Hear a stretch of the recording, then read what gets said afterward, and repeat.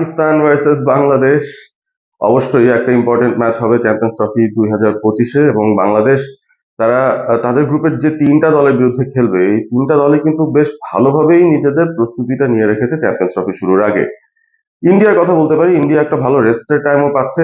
Basically ঘরের মাটিতে তারা ইংল্যান্ডের সঙ্গে 3 ম্যাচের ওডিআই সিরিজ খেলে সেখানে ইংল্যান্ডকে 3-0-তে ধ্বংস করে দিয়ে ইন্ডিয়া খুবই খুবই স্বাচ্ছন্দ্যে প্রস্তুতি নিচ্ছে এবারের চ্যাম্পিয়ন্স ট্রফির জন্য, যেটা তাদের জন্য অন্তত 20 তারিখ থেকে শুরু হচ্ছে বাংলাদেশ ভার্সেস ইন্ডিয়া ম্যাচটা দিয়ে। এবং ইন্ডিয়ার ব্যাপারে কথা বলেছিলাম আগের একটা ভিডিওতে, যেখানে তাদের স্কোয়াডটা নিয়ে আলোচনা করেছি। তাদের স্কোয়াডে আসলে কি ধরনের ডেপথ আছে, এই স্কোয়াডটা নিয়ে আসলে তারা কি কি করতে পারে, এবং কতটা শক্তিশালী একটা স্কোয়াড, সেই বিষয়টা নিয়ে আলোচনা করেছিলাম।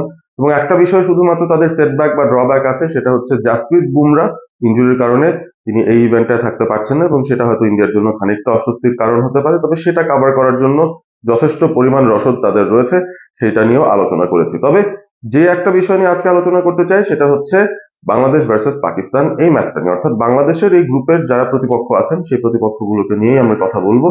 পাকিস্তানকে নিয়ে কথা বলা শুরু করতে চাই কারণ আম, পাকিস্তান দলটা তাদের ঘরের মাটিতে এইবারের পুরো টুর্নামেন্টের এককভাবে তাদের আয়োজক হওয়ার কথা ছিল। তবে আলটিমেটলি যেহেতু ইন্ডিয়া পাকিস্তানে এসে খেলবে না বলেছে, সেই কারণে হাইব্রিড মডেলে যাওয়া হয়েছে এবং এই টুর্নামেন্টের ইন্ডিয়ার লেগের ম্যাচগুলো অন্তত সবকিছুই দুবাইতে অনুষ্ঠিত হচ্ছে। আর পাকিস্তানের বাদ বাকি সব ম্যাচ অনুষ্ঠিত হবে এবং ইন্ডিয়ার সঙ্গে যাদের খেলা তাদেরকেও দুবাই গিয়ে গিয়ে ইন্ডিয়ার সঙ্গে খেলে আসতে হবে, সেরকম একটা ফিক্সচার তৈরি হয়েছে। সুতরাং বাংলাদেশ ইন্ডিয়ার বিরুদ্ধে তাদের যে প্রথম ম্যাচ খেলবে সেটা দুবাইতে গিয়েই হবে। এবং তারপর বাংলাদেশ পাকিস্তানে চলে আসবে, সেখানে রাওয়ালপিন্ডিতে বাংলাদেশের দুটো ম্যাচ রয়েছে, একটা নিউজিল্যান্ড এবং একটা পাকিস্তানের সাথে। এখন পাকিস্তান হোস্ট, তারা তাদের স্টেডিয়াম রেনোভেশনের কাজ শেষ করেছে, পুরো চ্যাম্পিয়ন্স ট্রফির প্রস্তুতি তাদের শেষ করেছে। এবং পাকিস্তান দলটায় আহ, যখন তারা স্কোয়াড ঘোষণা করেছিল সেখানে বেশ কিছু সারপ্রাইজিং এলিমেন্ট, আমি বলবো যে ফর্মের বিচারে তাদেরকে স্কোয়াডে রাখা হয়েছে সেরকম বলা যেতে পারে। এবং একটা বড় মুখ্য ভূমিকা রেখেছে বিপিএল।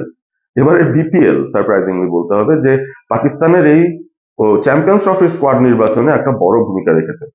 বিপিএলটা যখন শুরু হয় সেই সময়টায় ফাহিম আশরাফ ফরচুন বরিশালের হয়ে খেলতে এসেছিলেন এবং খুশদিল শাহ রংপুর রাইডার্সের হয়ে খেলেছিলেন। এই দুজন ক্রিকেটার বিপিএল এ এত দারুণ পারফর্ম করেছেন, পাকিস্তানি নির্বাচকদের চোখ কিন্তু এড়ায়নি সেই বিষয়টা। এবং তারা যখন দেখলেন যে হোয়াইট বল ক্রিকেটে এত দুর্দান্ত দুজন অলরাউন্ড পারফর্মার রয়েছেন, একজন বাঁহাতি স্পিন বোলিং অলরাউন্ডার, একজন ডানহাতি পেস বোলিং অলরাউন্ডার, এই দুজনকে কিন্তু আবারও স্কোয়াডে ডেকে আনা হয়েছে। বেশ কিছু বড় সময়ের একটা গ্যাপ হয়তো ছিল, অন এন্ড অফ ছিলেন, দলে ঠিকমতো স্থায়ী হতে পারছিলেন না। এবং এই খুশদিল শাহ পজিশনটার কথা বলতে পারি পাকিস্তান দলটাই ডেফিনেটলি মোহাম্মদ নওয়াজ, ইমাদ ওয়াসিম, মানে এই ধরনের ক্রিকেটাররা কিন্তু ওই একই ক্যাটাগরিতে পড়ে যান। সে কারণে হয়তো নিজের জায়গাটা খুব ভালোভাবে ধরে রাখার চেষ্টা বা ধরে রাখার সুযোগটা পাচ্ছিলেন না খুশদিল শাহ। আরো একবার তিনি সুযোগ পেলেন পাকিস্তান এই দলটায় পারফর্ম করার। সুতরাং খুশদিল শাহ মোটামুটি বিপিএল ভালো পারফরমেন্স দিয়ে তিনি কিন্তু পাকিস্তান স্কোয়াডে জায়গা করেছেন। তার অন্যদিকে যদি বলি ফাহিম আশরাফের কথা, ফরচুন বরিশালের হয়ে খেলেছেন এবং সেখানেও খুব ভালো পারফর্ম করছিলেন, তাকেও স্কোয়াডে অন্তর্ভুক্ত করেছে। এবং ফাহিম আশরাফকে আসলে সেই অল পেস বোলিং অলরাউন্ডার ক্যাটাগরির মধ্যেই রাখার চেষ্টা করছে পাকিস্তান। এখন প্রথম একাদশে তিনি জায়গা পাবেন কি পাবেন না সেটাও একটা দেখার বিষয় থাকবে। পাকিস্তানের উইকেট গুলো কেমন হয়, সেখানে কয়জন স্পিনার কয়জন পেসার নিয়ে তারা খেলবে সেটা একটা বড় প্রশ্ন। হারিস ট্রফির ইঞ্জুরিটা অবশ্য দরজা খুলে দিতে পারে ফাহিম আশরাফের জন্য। তারা একাধারে একজন লোয়ার অর্ডার ব্যাটার, সেই সাথে একজন ভালো আহ, আস্থাশীল একজন মিডিয়াম পেসারকে পেয়ে যেতে পারে ফাহিম আশরাফের মাধ্যমে। হারিস রফির ইঞ্জুরিটা বড়ভাবে ভোগাতে পারে পাকিস্তানকে, যদিও তিনি খুব বেশি ভালো ফর্মেও নেই রিসেন্ট টাইমসে। আমরা নাসিম শাহর কথা বলতে পারি, ট্রাই নেশন সিরিজটায় তিনি বেশ ভালো বল করেছেন, তারপরেও ইন জেনারেল তিনি যে একদম দুর্দান্ত ফর্মে আছেন সেটাও বলা যাবে না। শাহিন শাহ আফ্রিদিও খুব যে ভালো ফর্মে আছেন সেটা বলা যাবে না। তিনি ফরচুন বরিশালের হয়ে বিপিএল এ খেলতেও এসেছিলেন, খুব একটা ভালো কিন্তু পারফর্ম করতে পারেননি, বেশ এক্সপেন্সিভও ছিলেন। তো আগের যে ধারটা, আগের যে গতিটা শাহিন শাহ আফ্রিদির, সেটা মনে হচ্ছে খানিকটা হয়তো হারিয়েছেন বা একটুখানি ছন্দ পতন রয়েছে তার রিদমে। তো দেখা যাক। পাকিস্তান মোটামুটি একটা কি বলবো মেকশিফট একটা বোলিং সেট আপ যদি বলি, সেই সেট আপ নিয়ে যাচ্ছে, যেখানে খুশদিল শাহর মতো আহ, মোটামুটি স্পিনিং অলরাউন্ডারের উপর তাদের ডিপেন্ড করতে হচ্ছে। এবং একজন পুরো দুস্তুর স্পিনার রয়েছেন আবরার, তাকে তাও ইলেভেনে রাখবে কি রাখবে না ব্যালেন্সের জন্য সেটাও একটা দেখার বিষয়। ট্রাই নেশনে বেশ কয়েকটা ম্যাচ তিনি খেলেছেন, কিছু উইকেট পেলেও বেশ এক্সপেন্সিভ ছিলেন আবরার। তো তাকে কি রাখবে কিনা পাকিস্তান স্টার্টিং ইলেভেনে সেটা একটা দেখার বিষয়। টপ অফ দ্য অর্ডারে পাকিস্তানের ব্যাটিং এর দিকে যদি যাই, সেখানে কিছু এক্সপিরিয়েন্স ক্রিকেটাররা আছেন এবং অবশ্যই 2017-এর যে চ্যাম্পিয়ন্স ট্রফি সেখানে সুখস্মৃতি নিয়ে অনেক ক্রিকেটারই আছেন যারা এই দলটায় এখনো পর্যন্ত আছেন। ফর এক্সাম্পল ফাখার জামান, দুর্দান্ত একজন ক্রিকেটার। সাধারণত তিনি আসলে পাকিস্তানের এই মুহূর্তে বলতে হবে যে সবচেয়ে attacking minded top order batter. এবং ফাখার যদি যেদিন ফর্মে থাকেন আসলে সেদিন প্রতিপক্ষকে তিনি মোটামুটি উড়িয়েই দেন। তো তাকে নিয়ে পাকিস্তান আবারও কিন্তু কাজ করতে চাচ্ছে এবং আবারও ঘুরে ফিরে যেহেতু চ্যাম্পিয়ন্স ট্রফি মোটামুটি 7-8 বছর পর এই চ্যাম্পিয়ন্স ট্রফিতে ফাখার জামান আরো একবার সুযোগ পাচ্ছেন। এবং তিনি আইসিসি ইভেন্ট গুলোতে ভালোই খেলেন। সুতরাং তার এক্সপিরিয়েন্সটাকে কাজে লাগানোর চেষ্টা করছে পাকিস্তান। তার সঙ্গে যদি বলি অবশ্যই সেখানে বাবর আজম রয়েছেন।